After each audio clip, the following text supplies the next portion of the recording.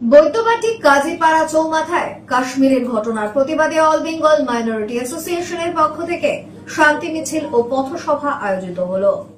কাশ্মীর কাণ্ডের প্রতিবাদে হুগলির বৈদ্যবাটি কাজীপাড়া থেকে বৈদ্যবাটি চৌমাথাতে এক শান্তি মিছিল আয়োজিত হলো। পাশাপাশি আয়োজিত হয় এক পথসভাও।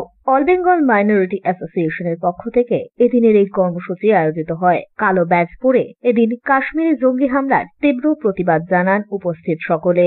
এদিনের এই সভায় বক্তব্য রাখেন অল বেঙ্গল মাইনরিটি অ্যাসোসিয়েশনের সভাপতি ও ফুরফুরা শরীফের ভূমিপুত্র আবু আফজল জিন্নাহ, শেখ গোলাম জুনজুন সহ অন্যান্যরা।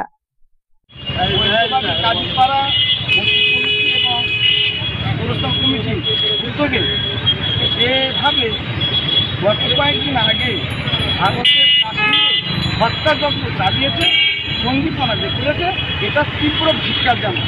আমরা মনে করি যে এই ন্যাক্কারজনক কাজ, এটার সঙ্গে কোনো জাতিগতভাবে কোনো সম্প্রদায় যুক্ত নয়। হিন্দু সম্প্রদায় বলুন আর মুসলিম সম্প্রদায় বলুন, কোনো ধর্মীয় বিধান অনুযায়ী এই কাজটা কাম্য নয়, এটা নিন্দনীয় কাজ। সুতরাং এটাকে নিয়ে কিছু শ্রেণীর মানুষ বা কিছু মিডিয়া একটা অপপ্রচার চালাচ্ছে, মানুষের মধ্যে বিভেদ তৈরি করছে। এটা কখনোই কাম্য নয়।